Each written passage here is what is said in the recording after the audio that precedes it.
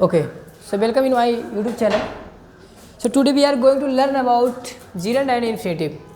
Okay, gerund होते क्या हैं, बनते कैसे हैं, इनका यूजेस क्या क्या होते हैं, मैं तुम्हें एक्सप्लेन करूँगा.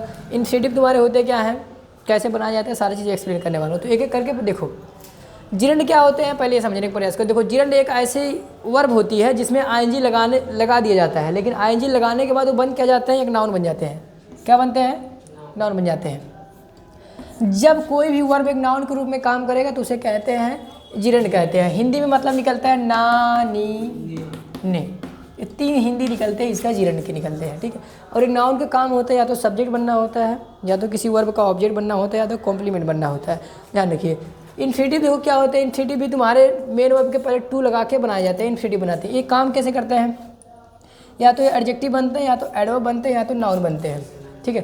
तो पहले मैं ये समझा रहा हूँ जिरंड क्या होते हैं और इन्फिनिटिव का पहला यूज क्या होता है जो नाउन के रूप में. देखो तो जब भी तुम्हारा जो जिरंड है ये तो खैर नाउन काम करेगा ही करेगा, लेकिन जब इन्फिनिटिव भी तुम्हारा नाउन का काम करने लगे तो दोनों का प्रयोग एक दूसरे के स्थान पे बिल्कुल किया जा सकता है. अच्छा ठीक है. उसके पहले मैं एक बात अगर पूछूँ, मैं बोलूँ पीने को इंग्लिश में क्या बोलते हैं? पीने. पीने को इंग्लिश में बोलेंगे ड्रिंक.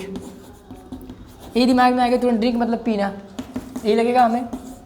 ड्रिंक मतलब होता है पीना. मैं कहूँ सोना का इंग्लिश क्या होगा तो कहोगे स्लीप. स्लीप मतलब सोना, ये होगा. मैं बोलूँ रोना का इंग्लिश क्या होगा तो बोलोगे बीप मतलब रोना. बीप मतलब क्या होता है? रोना. ये हमारे दिमाग में आएगा, लेकिन क्या ये बात है सही है? नो. 3 वर्ड्स और आर इनकरेक्ट, तीनों शब्द तुम्हारे गलत हैं. पीना का इंग्लिश, रोना का इंग्लिश, सोना का इंग्लिश ये सब नहीं होते. तो फिर होते क्या है इनका? हिंदी क्या हो? ड्रिंक मतलब होता है पीना, नहीं होता है पियो. पियो हिंदी होगा. स्लीप मतलब सोना नहीं होगा, सो ऐसे हिंदी होगा. बीप मतलब रोना नहीं होगा, रो होगा. तो फिर आखिर पीना का इंग्लिश होगा क्या? सोना. रोना का इंग्लिश होगा क्या? इनका इंग्लिश होगा क्या? तो या तो इसके पहले सबके पहले टू अप्लाई करो. क्या अप्लाई करो? टू अप्लाई करोगे तो इनका ये बन गए, अब तुम्हारे इन्फिनिटिव बन गए. अब इनका हिंदी ये निकलेगा. बिल्कुल करेक्ट है. अगर टू नहीं अप्लाई करने का मन करा तो सब में आईएनजी अप्लाई करो. क्या अप्लाई करो? तो ड्रिंकिंग बोलोगे तो पीना होगा, स्लीपिंग बोलोगे सोना होगा, बीपिंग बोलोगे तो रोना होगा. ठीक है. तो तुम्हारे मतलब निकलने वाले हैं. तो इसी कॉन्सेप्ट को हम लोग दूर करने के लिए, सॉरी इसी कन्फ्यूजन को दूर करने के लिए कि आखिर हम प्रयोग कैसे करें, इनका प्रयोग करें क्यों. देखो बहुत बार क्या होता है, एक सेंटेंस में 2 वर्ब आ जाते हैं, 3 वर्ब आ जाते हैं. ठीक है. जैसे मैं कह रहा हूँ मुझे दौड़ना आता है. हिंदी है कि मुझे दौड़ना आता है. जब मुझे दौड़ना आता है, देखो इसमें 2 वर्ब है. एक दौड़ना वर्ब है, एक आता वर्ब है. तो जिस वर्ब में ना आएगा, देखो क्योंकि यहाँ पर भी मतलब ना नहीं निकले, दोनों का हिंदी में मतलब बेटा नानी ने ही निकलेगा. दोनों का हिंदी चाहे जिरंड हो या इन्फिनिटिव हो, हिंदी में मतलब ना, नी, ने निकलेगा. सबका हिंदी निकलेगा. ठीक है. तो जहाँ पर ना, नी, ने निकलेगा, हम चाहे जिरंड का प्रयोग करेंगे या तो इन्फिनिटिव का प्रयोग करेंगे. दोनों का प्रयोग एक दूसरे का स्थान पे कर सकते हैं. देखो पहला सेंटेंस मैंने बोला मुझे दौड़ना आता है. मुझे दौड़ना आता है. देखो पहले बनाओगे आई नो. नो मतलब होता है जानता हूँ या आता है. तो आई नो क्या आता है? दौड़ना. दौड़ना में ना आया ना, तो दौड़ने के लिए या तो मैं बोलूँ टू रन, या तो बोलूँ आई नो टू रन बोलूँ, या तो मैं बोलूँ आई नो, या तो मैं बोलूँ आई नो रन में आईएनजी लगाऊँ रनिंग. अब ये सेंटेंस तुम्हारा सही है. तो यहाँ पे प्रयोग हुआ बेटे जिरंड का. किसका प्रयोग हुआ? और यहाँ पे किसका प्रयोग हुआ? इन्फिनिटिव का प्रयोग हुआ. तो यहाँ पे दोनों नाउन के रूप में बिल्कुल काम कर रहे हैं. देखो इसका प्रयोग कर सकते हैं. दूसरा मैं कह रहा हूँ पैसा बचाना अच्छा आदत होता है. पैसा बचाना कौन सा आदत होता है? अच्छा आदत होता है. तो पैसा बचाना, देखो बचाने के लिए क्या होता है? सेव नहीं होता है, बोलना पड़ेगा बेटा. या तो बोलो सेविंग. क्या बोलोगे? Saving money is good habit. पैसा बचाना कौन सी आदत होती है? अच्छी आदत होती है. तो saving money is good habit. पैसा बचाना अच्छी आदत होती है. देखो यहाँ सेव में मैंने आईएनजी लगाया है और ये दोनों के दोनों नाउन फ्रेज के रूप में काम कर रहे हैं, तो ये नाउन है. Saving money is good habit. ठीक है. अब दूसरा देखो, तो अगर सेविंग नहीं लगाना चाहते हो, मतलब आईएनजी नहीं लगाना चाहते हो, तो क्या बोलो? To save money. To save money is good habit. इस तरह से बना सकते हो. तो कहने का मेरा मतलब है बेटा, जिस भी वर्ब में ना, नी, ने निकले वहाँ तुम चाहे वर्ब का आईएनजी फॉर्म का प्रयोग करो, या तो उसी वर्ब के पहले टू लगा दो. उसी को बोलते, इसको इन्फिनिटिव बोलेंगे और इसको क्या बोलेंगे? जिरंड बोलेंगे. अब जितना मर्जी तुम्हारा है सेंटेंस बनाओ. ठीक है. बेकार का घूमना तुम्हारे लिए फ़ायदेमंद नहीं है. ठीक है. तो बेकार का घूमना मतलब रोम. रूम होता है, ठीक है। तो बोलना पड़ेगा to ROAM, to roam. To roam बेकार का घूमना है। Is not valuable for you, is not useful for you, जो सेंटेंस मर्जी मर्जी मन में आए सारा बना सकते हो, ठीक है। मैंने तुम्हें बस ये समझाना था बेटा कि जिरेंड का मतलब क्या होता है, वर्ब में आएंगे तो होते हैं लेकिन वो वर्ब के रूप में काम नहीं करते हैं, नाउन के रूप में काम करते हैं, ठीक है। Come to the infinitive. Infinitive क्या होता है, जहाँ पर भी नाउन के रूप में काम करेगा वहाँ तुम इन्फिनेटिव का प्रयोग कर सकते हो, जिरेंड का प्रयोग कर सकते हो, ठीक है। बस एक सेंटेंस और मैं दिखा रहा हूँ। जैसे मैं कह रहा हूँ मुझे नाचना अच्छा है, पसंद है, मुझे नाचना अच्छा लगता है, मुझे नाचना अच्छा लगता है। तो मुझे नाचना अच्छा लगता है पहले लिखो, नाचना अच्छा लगता है पहले लिखो। आई लाइक, आई लाइक मतलब होता है मुझे अच्छा लगता है। क्या अच्छा लगता है, नाचना। देखो नाचना में ना आया ना, तो जब भी वर्ब के अंत में नानी ने आए तो या तो टू इन्फिनेटिव का प्रयोग होगा या तो जिरेंड का ही प्रयोग होगा। तो मुझे नाचना अच्छा लगता है तो आई लाइक, डांस में ING लगाओ। सो आई लाइक डांसिंग बोलो, या फिर ये बोलो आई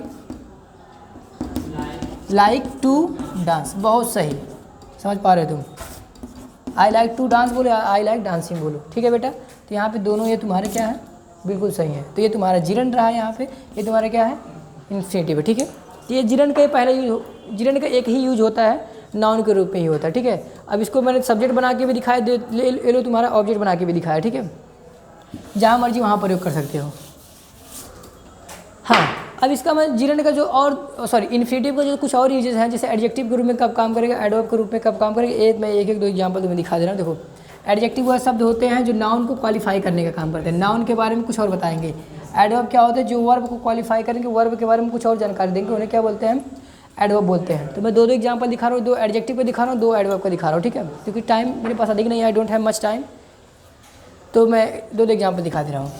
मैं ध्यान रखो, जब भी टू इन्फिनेटिव किसी भी नाउन के बाद आएगा तो वहाँ पे उसको एडजेक्टिव बोला जाएगा। क्या बोला जाएगा, एडजेक्टिव बोला जाएगा। जैसे मैं कह रहा हूँ आई हैव अ मोबाइल, मेरे पास क्या है, एक मोबाइल है। टू गिव मतलब होता है देना, टू गिव मतलब क्या होगा, देना। मेरे पास एक मोबाइल है, किस लिए मोबाइल है, देने के लिए। तो नाउन के बारे में कुछ और जानकारी पता चला कि मोबाइल क्यों है, देने के लिए। तो नाउन के बाद जब भी ये टू इन्फिनेटिव आएगा वहाँ क्या कहा जाएगा, ये एडजेक्टिव कहे जाएंगे बेटा। ये ले तुम्हारे एडजेक्टिव है।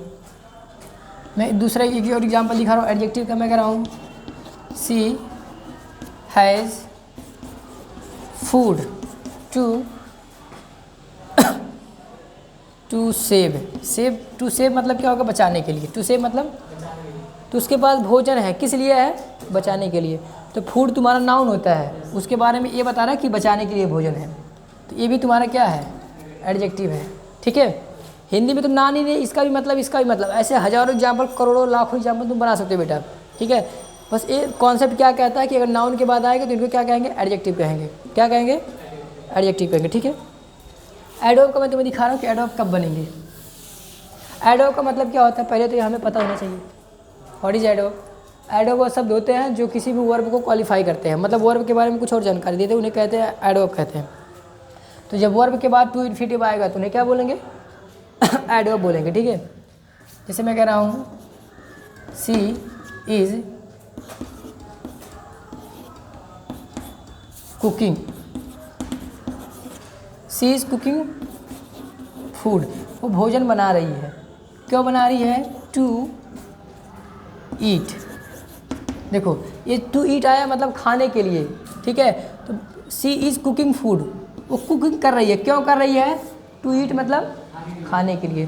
तो यहाँ जो टू ईट आया है, इस कुकिंग को क्वालिफाई करने के काम क्यों हो रहा है, खाने के लिए। तो ये वर्ब को विशेषता बता रहा है, वर्ब की विशेषता बता रहा है बेटा। तो इसलिए टू ईट को क्या बोलेंगे, एडवर्ब बोलेंगे। Very good. मैं कह रहा हूँ I am teaching, I am teaching to become famous. लो मैं पढ़ाता हूँ, देखो मैं पढ़ाता हूँ, ये वर्ब है तुम्हारा। क्यों पढ़ाता हूँ, टू बिकम मतलब बनने के लिए, क्या, प्रसिद्ध। तो प्रसिद्ध बनने के लिए मैं पढ़ाता हूँ, फेमस होने के लिए मैं पढ़ाता हूँ, पढ़ा रहा हूँ। तो देखो काम क्या हो रहा है, प्रसिद्ध होने के लिए, प्रसिद्ध बनने के लिए। तो ये जो टू बिकम है ये तुम्हारा वर्ब नहीं है, ये क्या है, इन्फिनेटिव है, ठीक है। इन्फिनेटिव के, लेकिन काम किस लिए कर रहे हैं? एडवर्ब के रूप में। क्यों? क्योंकि ये वर्ब के बारे में कुछ और भी जानकारी दे रहा है बेटा, ठीक है। तो जिरंड क्या होते हैं? एक ऐसे आईएनजी वाला फॉर्म जो नाउन के रूप में काम करेगा उसे हम बोलते हैं जिरंड। हिंदी में नानी नहीं मतलब देगा। इन्फिनेटिव क्या होते हैं? मेन वर्ब के पहले टू लगे हुए होंगे, वो काम कर सकते हैं, एडजेक्टिव के रूप में काम कर सकते हैं, एडवर्ब के रूप में काम कर सकते हैं, या तो नाउन के रूप में काम कर सकते हैं। ठीक है बात? ओके, तो मैं ढंग से एक्सप्लेन किया, 2-4 एग्जाम्पल भी दिखाया है। और डीपली समझना है बेटा, मैंने सेपरेटली इस पर वीडियो बनाया, तुम प्ले लिस्ट में जाके चेक करके देख सकते हो, ठीक है। और खुद से भी प्रैक्टिस करना पड़ेगा तभी याद आ चीज़ें, बिना प्रैक्टिस के बेटा कुछ चीज़ें होता नहीं है, ठीक है। तो नोट कर लेना 2-4 एग्जाम्पल, ठीक है। Thank you.